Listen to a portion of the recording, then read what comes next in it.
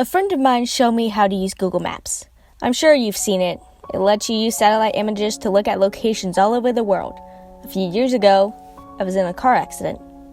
Since then, I didn't really leave the house often. It's difficult, and the idea of seeing a car drive by me makes me feel lightheaded. I was fascinated by the fact that I could see all over the world, almost like being there. I could virtually walk down the streets, and it almost felt like I was there. I became instantly hooked. It gave me a real eye on the world. I could go to almost any major city, and I did. I'd seen streets in China, Japan, Germany, England. So many places. I'd been gone to tourist attractions like the Great Barrier Reef and Dracula's Castle. My favorite was to go to random places in major cities and see how many people and animals I could find. The faces of the people were always blurred to protect their privacy, but it was still enjoyable to see them out there, enjoying their life, walking like it was no big deal. She must have had a good taste, I laughed.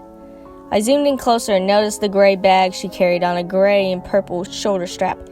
She was walking in a relaxed manner, one hand trailing the wall behind her. I bet if I could have seen her face, I would see that she was smiling. I began to feel a little sad. I let my hand fall into the arms of my wheelchair and looked at her for a minute more. I wished that I could have been there, walking so carefree with her. That wouldn't happen, though, until I died. I was stuck in that wheelchair. I sighed and zoomed out of Tokyo. Enough of this for tonight. I turned off the computer and went back to bed. I got up early and decided to look around Paris. Paris was always fun. I liked the look of the city, which of all the old, beautiful buildings and so many people to watch. I randomly zoomed to an area and saw a street lined with old brick buildings, a few small shops, and an old tan brick church. Ahead was an intersection, and dozens of people walking by. A balding businessman walked quickly past, looking back at an older woman, hair covering his scarf, carrying a large purse. A curvy woman in black pants that were too tight stared into a store window, and two women led a group of small children around the corner. I spun the view around a few times, and then I saw something peculiar. Sitting on the bench at a bus stop were two people. One of them was a young woman with her feet stuck in front of her in a relaxed manner. She was wearing a pair of red sneakers like my own. I was startled for a moment as I noticed the black pants, white t-shirt, and black hooded jacket. Her dark brown hair was tied loosely behind her head. A gray bag sat on the bench beside her. The shoulder strap hooked over her shoulder. This is crazy, I thought. It can't possibly be the same woman. This is a different country, different continent. How could it be her? This was stupid. It wasn't if they were live photographers. They were taken ahead of time and then stored. It's not like she could be at two places at once. She could just be a traveler. Besides, without seeing her face, it was impossible to tell if it was the same person. Brown hair was probably the most common hair color in the world. Those red sneakers was something I purchased online. I'm sure a million other people did too. I shook my head and went back to fix some lunch.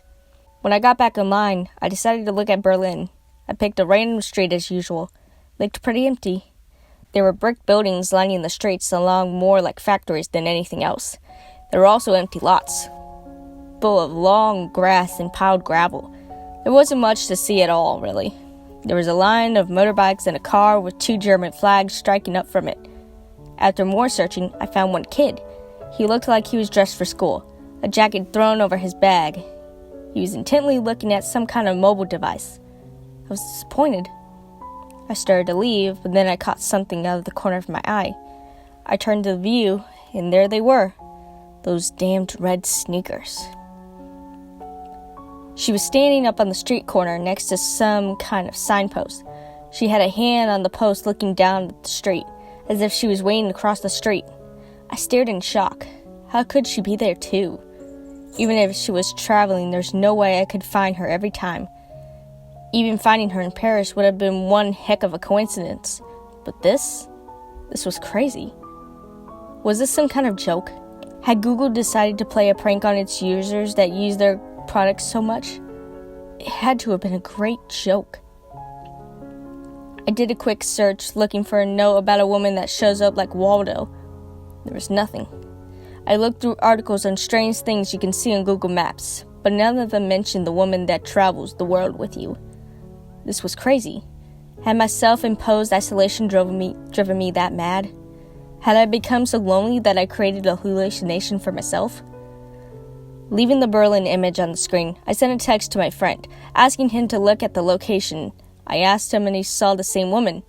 Then I waited, hands sweating, heart thumping in my chest. I jumped when my phone beeped with a return text message 10 minutes later. The text read, "I see the lady you're talking about in Berlin. I didn't see your face in Paris or Tokyo. Is this some kind of game or what? Are you okay?"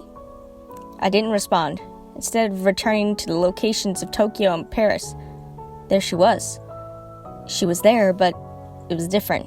She no longer sat on the bus stop bench in Paris. She was standing in front of it, looking for something in her bag. In Tokyo, she was blocks away, squatting down to pet that calico cat. I shivered. Who was she? What was happening?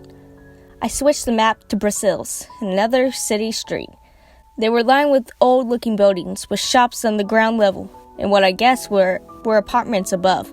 I quickly scanned the streets. They were empty, other than a stocky woman in a bright blue sweater. Then a second sweep. She wasn't there. I sighed in relief. I couldn't believe what I was getting so worked up about. It was ridiculous. It was nothing but a I stopped. My eyes froze on the screen. There was a building at the point and fork in the road. White and a black ironwork framed balcony jolting in the second floor.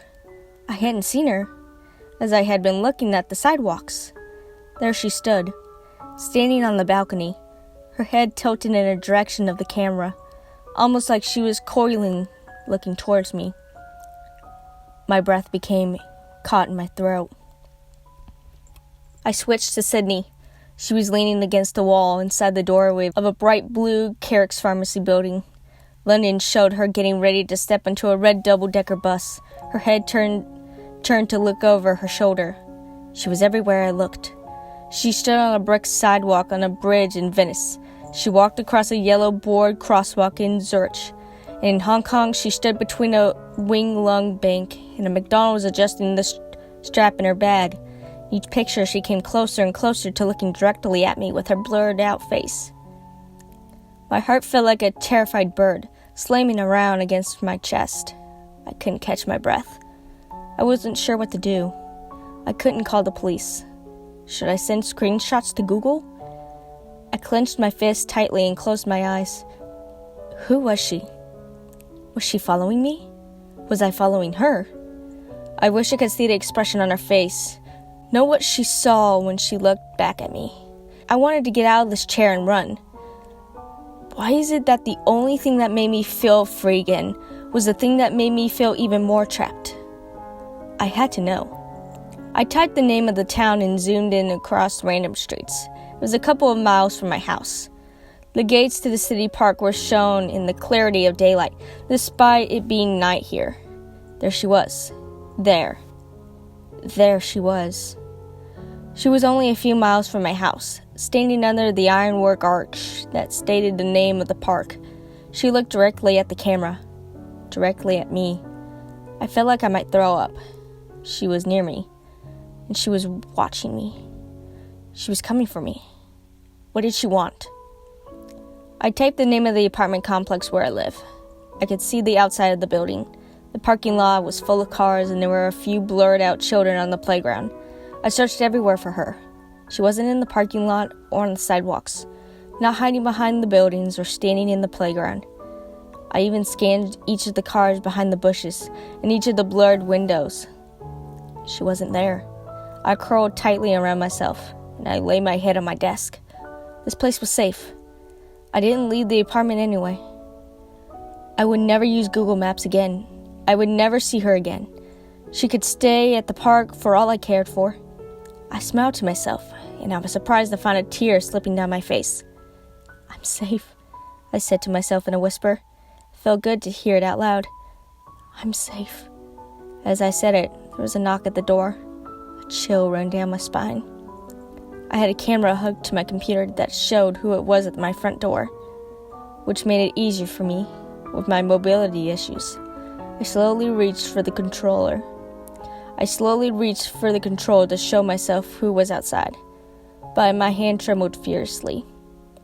As I touched the control, I realized my mistake.